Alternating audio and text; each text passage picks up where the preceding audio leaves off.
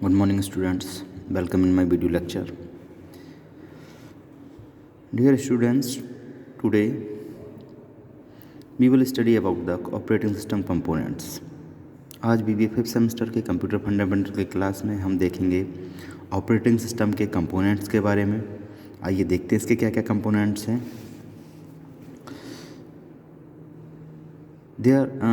Although in the computing world there are various type of operating system, वैसे इनका कहने का मतलब है कि अगर हम देखें तो आजकल जो कंप्यूटर फील्ड है या कंप्यूटर के ऑपरेटिंग सिस्टम वो कई तरीके के हैं, ठीक है। जैसे एक्सपी, विंडो सर्वर, लाइनेक्स, आपने कई नाम भी सुने होंगे और देखे भी होंगे।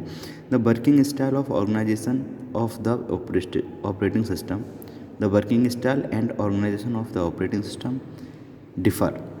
लेकिन जितने भी हमारे ऑपरेटिंग सिस्टम होते हैं उनकी ऑपरेटिंग जो वर्किंग स्टाइल है और ऑर्गेनाइजेशन है वो थोड़ा अलग होता है, but all them have nearly common goals. लेकिन जो उनका कॉमन गोल होता है वो लगभग एक जैसा ही होता है।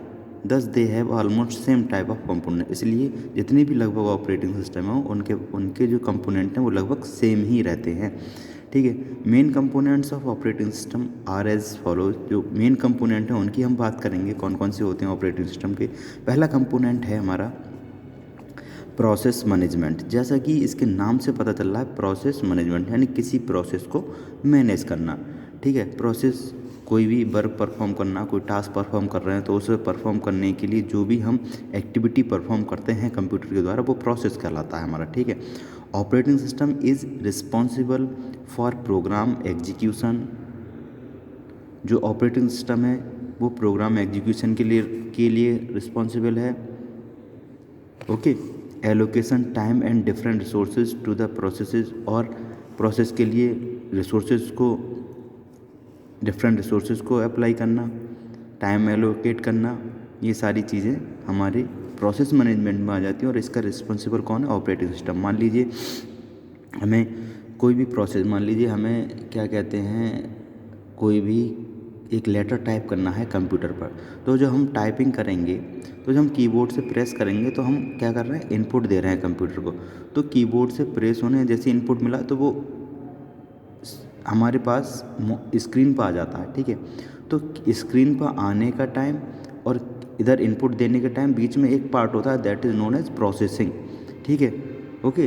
तो वो कहलाती है हमारी प्रोसेसिंग, यानी कि इनपुट दिया और उसके बाद जो आउटपुट आया तो उसके बीच का पार्ट है प्रोसेस, कि प्रोसेसिंग उस पर कैसे हुई। तो उसको जो हैंडल करता है वो हमारा प्रोसेस मैनेजमेंट के थ्रू ऑपरेटिंग सिस्टम ही हैंडल करता है। और उसमें जितनी भी रिसोर्सेज जैसे कीबोर्ड का हमने यूज़ किया था इनपुट देने के लिए, मॉनिटर का यूज़ किया था आउटपुट लेने के लिए, तो ये क्या हो गई, ये रिसोर्सेज हमारी अप्लाई हो गई प्रोसेस के लिए। और एलोकेट टाइम, यानी कि उसको करने में, यानी कि हमें टाइप करने में, प्रेस करने में या प्रोसेस को कंप्लीट होने में जो भी टाइम लगा वो हमारी सारी चीज़ें प्रोसेस मैनेजमेंट में ऑपरेटिंग सिस्टम द्वारा प्रोसेस मैनेजमेंट के कैटेगरी में आती हैं। Normally operating system responsible for following activities. कुछ फॉलोइंग एक्टिविटीज़ हैं जिनके लिए हमारा ऑपरेटिंग सिस्टम रिस्पॉन्सिबल है in connection with process management, जो कि प्रोसेस मैनेजमेंट की हमारी एक्टिविटीज़ हैं, जैसे कि creation and deletion of user and system process, यानी कि किसी भी यूज़र को क्रिएट करना ऑपरेटिंग सिस्टम पर या किसी भी यूज़र को डिलीट करना, और सिस्टम के जो प्रोसेस हैं उन्हें क्रिएट और डिलीट करना, ये विंडो या ऑपरेटिंग सिस्टम का काम है, ठीक है। ये हमारा प्रोसेस मैनेजमेंट का ही एक रिस्पॉन्सिबिलिटी है कि किसी भी यूज़र को डिलीट करना होगा या किसी भी नए यूज़र को क्रिएट करना होगा ऑपरेटिंग सिस्टम में, तो या सिस्टम के प्रोसेस को डिलीट या क्रिएट करना होगा, तब हम ऑपरेटिंग सिस्टम की हेल्प से ही करेंगे।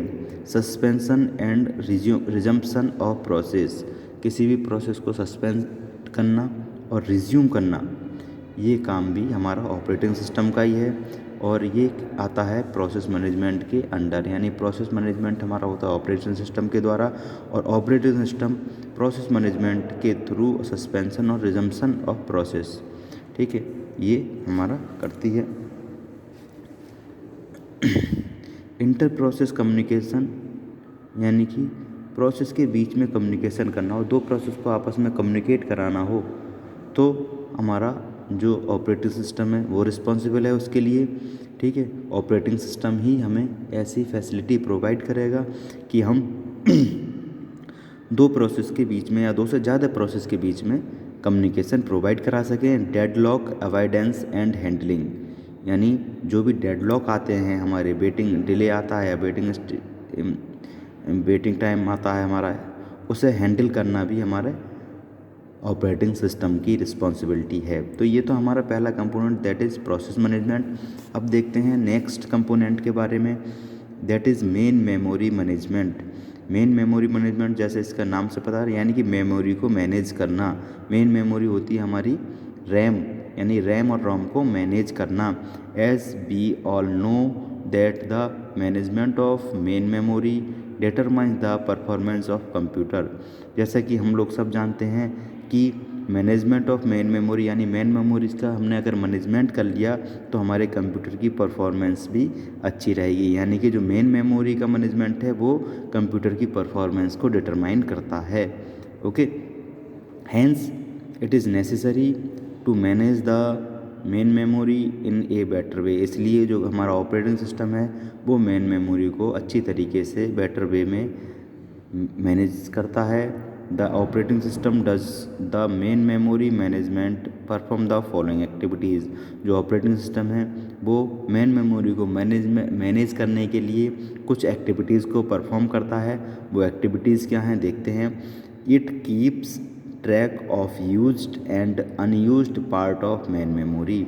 मेन मेमोरी का जितना भी यूज्ड पार्ट और जितना भी अनयूज्ड पार्ट है उसकी सारी रिकॉर्ड, उसकी डिटेल हमारे ऑपरेटिंग सिस्टम के पास रहती है। ऑपरेटिंग सिस्टम उसकी सारी डिटेल अपने पास रखता है, सारी इन्फॉर्मेशन अपने पास रखता है कि हमारी जो मेन मेमोरी है कितनी फ्री है और कितनी यूज्ड है, यानी कि कितनी हम यूज़ कर चुके हैं या यूज़ हो रही है एक, और कितनी हमारी अनयूज्ड है। ठीक है, it allocate the memory space to the process जो भी हम डन कर रहे हैं, कोई भी टास्क परफॉर्म कर रहे हैं, कोई प्रोसेस परफॉर्म कर रहे हैं, तो उसके लिए जो मेमोरी एलोकेट की जाती है, मेमोरी स्पेस दिया जाता है, वो ऑपरेटिंग सिस्टम के द्वारा ही दिया जाता है।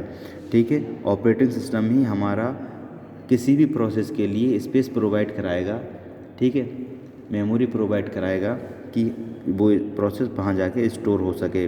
तो it allocate the memory space to the process के लिए मेमोरी स्पेस एलोकेट करना भी हमारे ऑपरेटिंग सिस्टम का काम है। Okay, then it decides which process will get how much memory and in which order. यानी ये भी डिसाइड करेगा कौन से प्रोसेस के लिए कितनी मेमोरी चाहिए और किस ऑर्डर में मेमोरी चाहिए।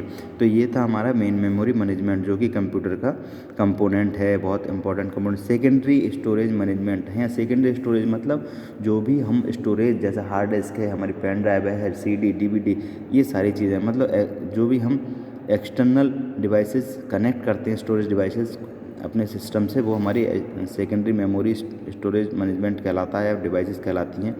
The main work of computer is data processing use data and programs. सब कंप्यूटर का मेन काम क्या है? डाटा प्रोसेसिंग का काम है। और डाटा प्रोसेसिंग क्या है? यूज़ करता है डेटा और प्रोग्राम्स को। जो डाटा प्रोसेसिंग है वो हमारे डेटा और प्रोग्राम्स को यूज़ करता है। Both data and programs are stored secondary memory. और जितने भी डेटा और प्रोग्राम्स हैं वो हमारे सेकेंडरी मेमोरी में स्टोर होते हैं। जैसे कि हम सेकेंडरी मेमोरी में अपने फाइल्स को, अपने फोल्डर्स को, अपने प्रोग्राम्स को, ठीक है, अपने सॉफ्टवेयर्स को उसमें स्टोर रखते हैं।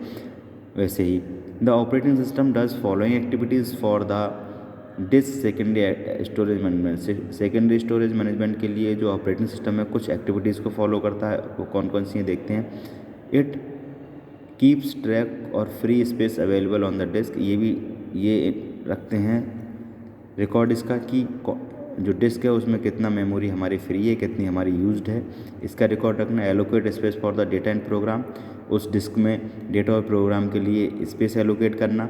It perform the disk scheduling exercise. और डिस्क शेड्यूलिंग एक्सरसाइज यानी कि डिस्क में कौन सा टास्क पहले परफॉर्म होगा, कौन सा पहले स्टोर होगा, कौन सा बाद में स्टोर होगा, और किस पैटर्न में हमारे डिस्क में डेटा स्टोर है, उस शेड्यूलिंग को भी हमारा ऑपरेटिंग सिस्टम परफॉर्म करता है।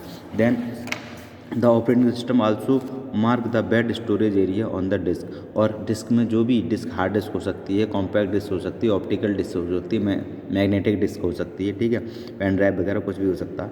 तो ये ऑपरेटिंग सिस्टम मैनेज करता है, मार्क करता है कि जो बेड स्टोरेज एरिया है डिस्क का वो क्या है, ठीक है। देन हम बात करते हैं इनपुट आउटपुट मैनेजमेंट की। इनपुट आउटपुट मैनेजमेंट क्या होता है? Without input there will be no output, यानी कि बिना इनपुट के कोई आउटपुट नहीं होगा। The operating system act as an interpreter between the computer and the human being. तो जो हमारा ऑपरेटिंग सिस्टम है वो ह्यूमन बीइंग यानी कि यूज़र और कंप्यूटर के बीच में एक इंटरप्रेटर का काम करता है, मतलब यूज़र के द्वारा जो इन्फॉर्मेशन दी जाती है वो कंप्यूटर को प्रोवाइड कराता है। The input output management component is responsible for input output device management. जो इनपुट आउटपुट मैनेजमेंट कंपोनेंट है वो इनपुट आउटपुट जितनी भी डिवाइस हैं उसे मैनेज करने के लिए कंसर्न किया जाता है, ठीक है। अब बात करते हैं फाइल मैनेजमेंट की। जैसा कि नाम से पता चल रहा है, फाइल मैनेजमेंट, जितनी भी फाइलें हमारी होंगी वो मैनेज करने का काम ऑपरेटिंग सिस्टम का। All the data, information and programs are stored on the secondary storage device. जितनी भी हमारी डेटा होती है, जितनी भी हमारी इन्फॉर्मेशन होती है, जितने प्रोग्राम होते हैं, ठीक है, वो हमारे सारे स्टोर होते हैं सेकेंडरी स्टोरेज डिवाइस में, ठीक है, in the form of file, यानी कि फाइल के रूप में, ठीक है, फाइल के रूप में हमारे सेकेंडरी स्टोरेज डिवाइस में हमारे स्टोर होते हैं। The file management components is responsible for following activities. क्या क्या स्टोरेज, जब फाइल स्टोर होती है तो उसकी क्या क्या इन्फॉर्मेशन ऑपरेटिंग सिस्टम के पास रहती है, क्या क्या स्टोरेज होती है उसकी, क्या क्या ऑपरेटिंग सिस्टम के थ्रू उस फाइल पर हम एक्टिविटीज़ परफॉर्म कर सकते हैं, वो देखिए। Create and delete of files, यानी फाइल को क्रिएट करना और डिलीट करना। Creation and deletion of folders, folder या डायरेक्टरी को क्रिएट और डिलीट करना। Editing of files and directories, यानी कि फाइल को एडिट करना या फोल्डर को एडिट करना। Backup of file and directories, और जो हमारी फाइल्स है या डायरेक्टरीज है या फोल्डर है उन्हें उनका बैकअप लेना। Next, protection system, the facility of protection of file, folder और अनऑथराइज एक्सेस, यानी कि अनऑथराइज एक्सेस से अपने फाइल और फोल्डर को बचाने का काम हमारा ऑपरेटिंग सिस्टम करता है। But this facility is not available in all the operating system, लेकिन सारे ऑपरेटिंग सिस्टम में ये फैसिलिटी नहीं होती प्रोटेक्शन सिस्टम की। It is normally available in the multi user और नेटवर्किंग इन्वायरमेंट, ठीक है। मल्टी यूज़र और नेटवर्किंग इन्वायरमेंट के जितने भी सिस्टम हैं हमारे, उनमें ये फैसिलिटी रहती है। कमांड इंटरप्रेटर की बात करें तो we all know that computer can understand the machine language. जैसे कि हम लोगों को सबको पता है जो कंप्यूटर हमारा मशीन लैंग्वेज को समझता है। Computer do not understand our language और टर्मिनोलॉजी, हमारी लैंग्वेज को और हमारी टर्मिनोलॉजी को कंप्यूटर बिल्कुल नहीं समझता है। So in operating system there is a component which is responsible for converting our language in computer understandable form, ठीक है। That component known as command interpreter. जैसे कि कंप्यूटर हमारी लैंग्वेज नहीं समझता है, ठीक है, हमारी टर्मिनोलॉजी को नहीं समझता है, तो एक ऑपरेटिंग सिस्टम में एक कंपोनेंट होता है वो इस चीज़ के लिए रिस्पॉन्सिबल होता है कि हमारी लैंग्वेज को कंप्यूटर की अंडरस्टैंडेबल लैंग्वेज में कन्वर्ट करेगा, यानी कि हम ऐसी हमारी लैंग्वेज को कंप्यूटर के फॉर्म में कन्वर्ट करेगा, यानी कि मशीन लैंग्वेज में कन्वर्ट करेगा। उसका नाम है command interpreter. The command interpreter is responsible for understanding and translating the command instructions given by the user and act accordingly. और जो कमांड इंस्ट्रक्शन है वो यूज़र के द्वारा दिए गए इंस्ट्रक्शन पर वर्क करता है। ओके, तो ये था आज का हमारा lecture component of operating system के बारे में। Okay, thank you student.